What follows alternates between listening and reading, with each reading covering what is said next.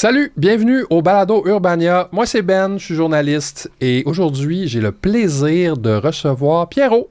Allô? Autrice de La version qui n'intéresse personne et d'un texte sur Urbania la semaine passée qui s'appelle « Ne pas mourir est un acte révolutionnaire ». Pierrot, ça va bien? Oui, toi? Ça va super bien. Écoute, veux-tu nous expliquer un peu aux gens qui ne l'auraient pas encore lu de quoi ça parle? Ouais, mais je te regarde-tu toi ou je regarde la caméra? Tu me regardes moi. OK. Ben, dans le fond, c'est un texte qui raconte la journée du 2 avril 2026 où je me suis rendue au Café Nadia pour écrire parce que je travaille sur un manuscrit en ce moment. Puis là, en sortant du café, il était autour de 8 heures, j'ai vu un gars étendu à terre dans son sang. Et j'étais allée voir qu'est-ce qui se passait. Puis finalement, j'ai appris bien plus tard. C'est la police j'ai appelé la police, puis la police m'a dit qu'il avait été poignardé. Et le lendemain, j'ai appris qu'il avait été poignardé par une femme, qui est son ex-femme, avec qui il avait eu une altercation physique. C'est tout ce que l'article de la presse dit.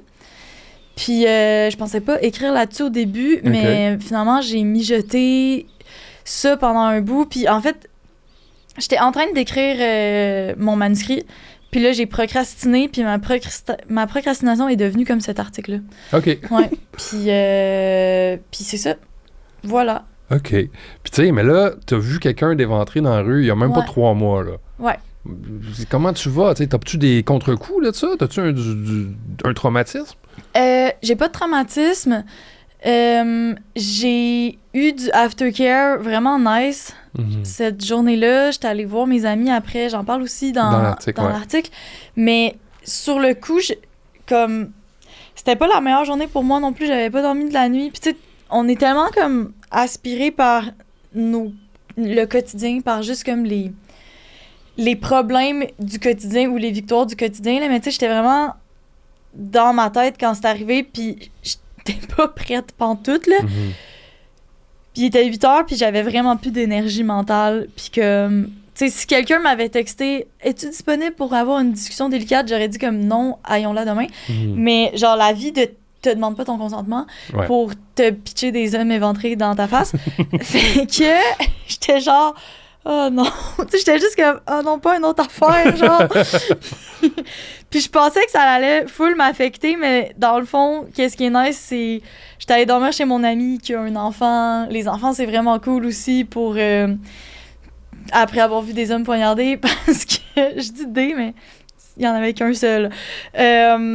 Parce que on était dans le moment présent, puis j'ai vraiment eu le care que j'avais besoin. Mais si j'étais allée chez nous, puis que j'avais dormi tout seul ce soir-là, ma coloc est partie planter des arbres. Fait que j'aurais dormi tout seul ce soir-là. Je pense que là, j'aurais peut-être eu plus de difficultés à intégrer cette expérience-là. C'est une longue réponse, hein? C'est une super réponse. Okay. Puis tu sais, on sait pas ce qui s'est passé entre eux. Puis c'est un peu au cœur de ton article. Mais tu sais, tu y penses souvent? Hier, coup de théâtre, son fils à la victime m'a écrit. Oh wow! Ouais, il m'a dit qu'il avait lu l'article. Il m'a demandé si j'avais besoin d'aide pour faire mes boîtes de déménagement. Parce que j'avais écrit que j'avais besoin d'aide pour faire mes boîtes de déménagement, mais j'ai ensuite délité ce statut parce qu'il y avait trop de monde qui m'écrivait pour m'aider à faire mes boîtes de déménagement. Je me suis rendu compte que c'était pas une bonne façon de recruter des gens, mais je saute du coq à l'âne. Donc, il m'a dit, mon père, c'est l'homme que tu as trouvé éventré, poignardé. Il est vivant, il va bien. Il m'a pas donné de détails sur les circonstances, étant donné qu'il sait que je sais pas garder de secret. Mais il m'a quand même remercié, tu sais, d'avoir visibilisé ça. Fait que ça, j'étais contente parce que moi, j'ai eu beaucoup de réticence à publier ça par pudeur pour la victime. Je voulais respecter sa pudeur.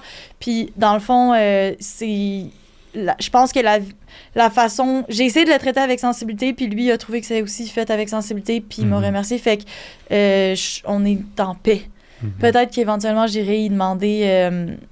c'est parce que l'affaire, c'est que là, c'est une enquête de police ou c'est une enquête journalistique, puis moi, je me sens pas outillée pour aller creuser là-dedans, parce que je suis une personne... Je suis une écrivaine. Fait que moi, j'ai peur de m'avancer sur des faits légaux puis de dire n'importe quoi, tu sais. Fait que c'est pour ça que je le dis plein de fois dans l'article, genre, je sais pas, mais voici ce que je sais. Ouais. OK. Ben oui, absolument. Dis-moi, tu as écrit quelque chose qui, moi, m'a vraiment frappé. J'ai trouvé qui est vraiment le cœur de ton texte. Tu as dit, quand un homme attaque un autre homme, il sait qu'il court le risque de se faire tuer. Il faut que les hommes aient peur de se faire tuer quand ils nous attaquent aussi. Quand tu dis nous, tu dis les femmes. Quand je parle de féminicide avec des femmes, elles me parlent tout le temps d'une peur qui les habite dans chaque interaction avec les hommes. T'as senti, toi, cette peur-là? Oui. Oui, puis... C'est vraiment bizarre parce que les hommes, c'est quand même 50% de la population. Puis c'est aussi à peu près 50% de mes amis, là. Fait que c'est bizarre d'avoir un rapport aussi proche. Tu sais, moi, je date des hommes, je couche avec des hommes, j'ai des amis hommes. Puis en même temps, il y a comme le patriarcat qui existe, puis ces oppressions-là qui existent. Puis c'est vraiment difficile que tout ça cohabite ensemble. Parce que la misogynie, dans le fond, elle habite les corps masculins et les corps féminins. Comme la misogynie, c'est pas le monopole des hommes, c'est une socialisation qu'on a tous, puis qu'il faut aussi... qu'il faut tous travailler à déconstruire. Après ça, c'est sûr que la misogynie chez les hommes est plus menaçante. Es-tu plus menaçante? Ben, physiquement plus menaçante, probablement. Là. Le fait que les hommes tuent leurs blondes, c'est vraiment, tu sais, comme, c'est gros. Ouais. Puis après ça, on dirait que ces réflexions-là deviennent un niveau où est-ce que j'ai l'impression qu'il faudrait que je fasse des études en féminisme. Tu sais, comme, pour savoir vraiment c'est quoi mon opinion. Moi, je sais que dans mon cœur, j'ai plein d'amour pour plein d'humains. Puis que ces humains-là, on a des biais misogyne, on a des biais colonialisme, on a des biais classistes si on vient de différentes classes sociales. Puis le but, c'est pas d'aller shamer tout le monde qui est pas rendu à la même place que toi ou bien de les shamer pour les privilèges qu'ils ont, mais c'est plus pour moi d'essayer de faire des ponts puis de trouver des façons de s'aimer sans se faire du mal. Puis c'est pour ça qu'à la fin, tu sais, je suis comme, malgré le fait que j'ai dit que oui, il faut poignarder les hommes qui attaquent les femmes, il faut aussi arrêter de taper sur chaque individu qui représente un démographique qui est oppressant, parce que j'ai pas l'impression que ça sert les luttes. Après, je le sais pas. Il y a des gens plus radicaux qui vont dire oui, il faut passer par la haine, tu sais. Mais là, moi, je le sais pas, mais dans mon cœur d'écrivaine qui est pas full éduquée, puis j'ai pas fait d'études universitaires là-dessus, comme la haine, ça file pas bien, genre, puis là c'est full hippie, mais l'amour, ça file bien, tu sais. Mais, OK, puis après ça, je vais te laisser parler parce que je sais que je monologue beaucoup. Non, ça va, je t'écoute, je te suis. Mais je pense que dans notre cerveau, il faut unlock la fonction poignarder. Parce que je pense que les hommes sont capables plus facilement de la unlock, puis c'est pour ça que les hommes, entre eux, s'ils se battent, les deux côtés, les deux parties vont... Tu sais, comme tu vas voir un gars avec un tabarnak de gros yeux au bord noir puis la lèvre fendue, puis tu vas être comme, yo, t'es-tu correct? Puis il va être genre, mais tu devrais voir l'autre gars. L'autre gars, il est à l'hôpital, genre. Mais faut qu'on fasse ça, nous autres aussi. Il faut qu'on fasse comme, OK, genre, ouais, il m'a pété une dent, genre, mais comme tu devrais voir comment sa vie, c'est de la crise de mort en ce moment, puis genre, I got back at him, genre. Puis comme... si l'amour il est placé là, genre, il est pas placé à la bonne place. Si l'amour il est fait pour comme excuser les actes de violence qui sont subis par les victimes, non, il est pas dirigé vers la bonne personne. Fait qu'il faut avoir de l'amour pour soi-même puis pour les gens autour de nous qui font de leur mieux, mais il faut aussi genre péter des gueules des fois. Sinon, la loi Gabi-Renault qui permet aux femmes de passer de consulter les antécédents judiciaires de leurs conjoints est passée il y a pas longtemps. Qu'est-ce que tu en as pensé de cette loi-là? Oui, ben, c'est une avancée. Je pense que moi, mon lien de confiance avec la police, il est pas très fort. Puis il y a beaucoup de femmes qui sont dans cette situation-là, là, fait que de demander à des femmes de se rendre dans des postes de police pour aller vérifier des antécédents, je trouve que c'est très idyllique, là. Je me demande vraiment qui va faire ça. Aussi... ça m'est jamais passé par l'esprit d'aller vérifier les antécédents dans un poste de police. Je je pense que c'est une bonne mentalité à commencer à faire des lois pour rendre la violence conjugale plus compliquée. Mais moi, c'est pas ces lois-là que je ferais. Là, mettons... Quelle loi tu ferais, par exemple? Ben, quand tu fais des menaces de mort, mettons que t'es en prison parce que t'as battu ta femme, genre, puis que là, tu y fais des menaces de mort, puis que t'es comme, quand je vais sortir de prison, je vais te tuer. Ben, tu devrais pas avoir le droit de sortir de prison. Ouais. Tu sais, puis comme, encore une fois, là, toute la logique des prisons, c'est toute une autre affaire que genre, je sais même pas c'est quoi vraiment mon opinion sur les prisons. Je pense qu'il y a des améliorations à faire aussi dans le système carcéral. Mais le problème en ce moment, c'est que les femmes qui sont victimes de violences conjugales, ils ont pas les outils pour se défendre contre des gens qui leur disent on a des preuves. Ils disent « je vais te tuer », puis après ça, ils le font. Fait que comme ça marche pas à ce niveau-là. Les colliers électroniques fonctionnent pas. On a vu... Il y en a un qui l'a coupé dernièrement. Il y en a un qui l'a coupé, il y en a qui l'utilise pour comme troubler le sommeil des femmes puis juste se rapprocher tout le temps pour que la fille elle ait tout le temps peur puis qu'elle appelle tout le temps la police. Il y a des filles qui se sentent pas à l'aise d'appeler la police. Fait que, encore une fois, moi, on a perdu confiance en la police. Je pense qu'il faut la définancer puis avoir une autre brigade, un autre comité qui s'occupe de la violence conjugale. Il y a des gens un peu moins radicaux qui vont dire qu'il faut que la police regagne le lien de confiance avec les victimes. Comme moi, je pense qu'avec la formation que les policiers reçoivent, c'est pour ça qu'on leur fait pas confiance, puis ça prend des travailleurs de rue, puis ça prend comme un autre corps de défense contre les violences conjugales qui n'est pas la police, qui peut intervenir jour et nuit. Ça, c'est une chose. Puis l'autre chose, qui est une aberration totale pour moi, c'est que des fois, il n'y a pas de place dans les centres d'hébergement. Genre ça, c'est vraiment fucked up, parce que c'est genre, quand t'es rendu à aller dans un centre d'hébergement, c'est parce que tu t'es fait... parce que tu te sens pas en sécurité, puis c'est une urgence, puis c'est un dernier recours, puis il devrait tout le temps avoir de la place là-dedans. Je comprends pas pourquoi ils ont mis des limites. Je comprends pas pourquoi ils ont mis des plafonds à ça, en sachant qu'il y a des féminicides en ce moment, là. C'est comme... Ça me fâche. Ben, clairement, tu sais, toutes ces places-là sont pleines, puis les femmes qui ont nulle part où aller, ben, ils meurent. Ben, c'est ça. Ou genre, parce que, tu sais, il y a aussi toutes celles qui meurent pas, mais qui se font, genre... qui juste... Tu peux tellement subir de violence avant de mourir, là. Ah, ben, mon Dieu, oui. Il y en a qui subissent de la violence pendant des années, puis qui... Fait que ça aussi, c'est... Ça existe aussi pour donner une pause à... Ben, à comme un épisode de violence dont il faut que tu ailles te réfugier quelque part, puis si tu peux pas le faire, ben... C'est des endroits de survie. Ouais, c'est ça. Clairement. T'sais, on en parlait tantôt, quand tu dépeins l'altercation, c'est vraiment le symbole d'une lutte contre le patriarcat. Ne pas mourir, c'est le premier pas. Ouais. Tu regardes au-delà de cette situation-là, par exemple, de la situation de vie ou de mort, quand tu dis « il faut commencer par aimer les femmes ». Ça, j'ai trouvé ça très fort aussi. Je trouve que c'est un contraste intéressant avec la première partie de ton texte où est-ce que tu cherches un chum sur Hinge après l'événement. Être aimé comme il faut en tant que femme dans un contexte de relation hétérosexuelle cisgenre, pour toi, ça ressemble à quoi? Ben déjà, genre, même les comme... Je ne crois même pas à l'hétérosexualité. Genre, on dirait que comme toutes les dernières relations que j'ai vécues, il y avait personne d'hétérosexuel tant que ça, là. Fait que déjà, je pense qu'il y a une partie de l'hétérosexualité qui peut se déconstruire. Absolument. Les rapports hétéronormatifs, ça m'intéresse pas tant que ça. Dans tous les aspects, même dans les aspects comme de la sexualité, je pense que tout le monde devrait juste être plus gay. Premièrement. Oui.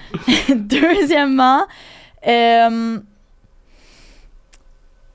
c'est sûr que là, je faisais des punchs, fait qu'à chercher un chum, mais c'est que j'avais vraiment envie de mettre en contraste aussi le fait que quand t'es une femme puis que tu dates un homme, tu dates un peu ton prédateur naturel, tu sais, comme on peut revenir à la fameuse question de t'aimes-tu mieux croiser un ours ou un homme dans le bois, mais moi j'ai croisé plein d'ours dans ma vie, là, puis ils m'ont jamais fait chier, tu sais. Il y en a pas mal à Dawson City. Là. Ouais, il y a beaucoup de grizzlies à Dawson, puis j'étais guide de plein air, fait que j'en ai vu souvent. Puis t'as une marche à suivre, tu sais, pour respecter leurs limites puis que ça se passe bien. Mais c'est sûr qu'avec les hommes, la marche à suivre est pas la même. Puis il y a plus d'hommes que d'ours qui m'ont fait chier dans la vie. En même temps, j'ai côtoyé, j'ai été plus amie avec des hommes qu'avec des ours, là. Fait que c'est ça, c'est sûr que c'est plate de se dire que tu vas essayer d'avoir un rapport d'égalité avec quelqu'un qui systémiquement est ton oppresseur, puis peut avoir un rapport d'oppresseur avec toi. C'est comme, il y a une job de déconstruction à faire de la part de tout le monde pour construire un lien de confiance puis d'égalité. Mais je pense que tout le monde veut le faire parce que, ben pas tout le monde, mais c'est pas vrai. Mais il y a des gens de tous les genres qui veulent avoir des rapports d'égalité entre leurs proches, tu sais. Fait que comme moi, je pars de cette prémisse-là. Après ça, si je sens que t'es pas en train d'essayer d'établir un rapport d'égalité avec moi, ben je veux pas t'avoir dans mon cercle intime. Je comprends. C'est juste ça, tu sais. Je comprends ça, c'est très legit. Écoute, as-tu des suggestions de femmes qu'on devrait suivre sur les réseaux sociaux pour mieux s'informer puis mieux agir dans la lutte au patriarcat? Oui, wow, ok. Ben, tu sais, Elisabeth Lemay, là, genre, moi, je trouve qu'elle s'est fait un peu bardasser par les médias, puis, mais mettons, quand on lit vraiment bien ce qu'elle dit, c'est très sensé. Sinon, tu sais, moi, toutes les filles que je suis sur Instagram, c'est comme mes amies écrivaines, puis comme, c'est pas nécessairement... c'est parce qu'il y a tellement de façons différentes de faire une lutte, mais tu sais, mettons, Nathalie Anne Ledoux a fait de la littérature érotique, mais qui est vraiment comme empowerment. C'est comme des rapports tout le temps d'égalité dans les relations sexuelles, puis pour plein de victimes d'agressions sexuelles ou de violences conjugales, là, parce que la violence conjugale, souvent, la raison pourquoi tu pars pas, il y a beaucoup de raisons différentes, mais l'amour en est une, tu sais. Puis... donc, quand on se libère de violence, après ça peut être difficile de reconstruire un rapport sain avec l'intimité.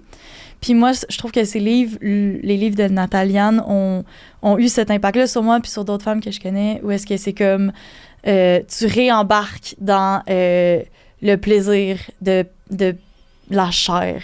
Je sais vraiment pas pourquoi j'ai dit ça, mais genre dans comme partager de l'intimité avec quelqu'un puis te sentir safe. Attends, je veux comment dire un autre... mais c'est parce que c'est comme tellement tough de sortir des affaires on the spot, là. Ben, je suis Greta Thunberg. Ah, oui. Elle est fucking G, man. Mais oui. Ouais, elle est vraiment badass. Cool. Puis écoute, en terminant, les élections s'en viennent. C'est un moment important politiquement pour tout le monde. Qu'est-ce qu'on peut faire pour mieux politiquement appuyer les femmes dans ce contexte d'élection-là? Oui, ben, voter Québec solidaire. Oui. Vendu. Déjà, moi, je pense que mon droit de vote est encore au Yukon. OK. Fait que peut-être que je pourrais essayer d'avoir le droit de vote. Ouais, c'est ça. Puis, tu sais, mais pour vrai, voter Québec solidaire, parce que comme les autres partis ont fait des coupures qui sont vraiment aberrantes dans justement les centres pour femmes. Puis comme je peux pas, attends, parce que là je suis filmée, fait que je peux pas dire mes opinions à 100% parce qu'il faut que ça soit backé par des faits. Absolument. Fait que je vais m'en tenir à ça. Ouais, puis je vais finir là-dessus. Comme l'intime, je pense que au Québec surtout, on a tellement un respect genre de l'intimité des gens que des fois on veut pas se mêler de violence conjugale parce qu'on se dit que c'est des chicanes de couple, genre. Puis je pense qu'il faut vraiment apprendre à différencier les chicanes de couple puis de la violence conjugale. Puis des fois, c'est nice de pas se mêler de ses affaires. Je pense qu'il faut arrêter de pas se mêler de ses affaires quand c'est de la violence conjugale. Je pense que c'est l'affaire de tout le monde. Faut que ça sorte de l'intime. Faut, genre, les gars, si j'ai une demande à vous faire, genre, parlez à vos bros. Genre, si vous avez un ami gars que vous voyez qui traite vraiment sa blonde comme de la merde, là, genre, parlez-y, man. Parce que, comme, les gars, ils croient plus les gars, souvent. Comme ça gosse, là. C'est vraiment, genre... Je pense que ça aussi, faut régler ça. Mais en attendant qu'on règle ça, parlez à vos amis gars. Dites-leur de traiter leur blonde mieux si ils sont pas chill, genre. Puis comme, parlez-vous entre langage de vous, mais arrêtez de respecter l'intimité quand c'est au détriment de la sécurité des victimes. Pierrot, merci. Veux-tu rajouter quelque chose? Aïe, je trouvais ça tough, là. Genre, c'est parce que l'affaire, c'est que je veux rajouter ça, OK? Je veux rajouter que moi, je ne suis pas formée pour donner des conseils aux gens. OK.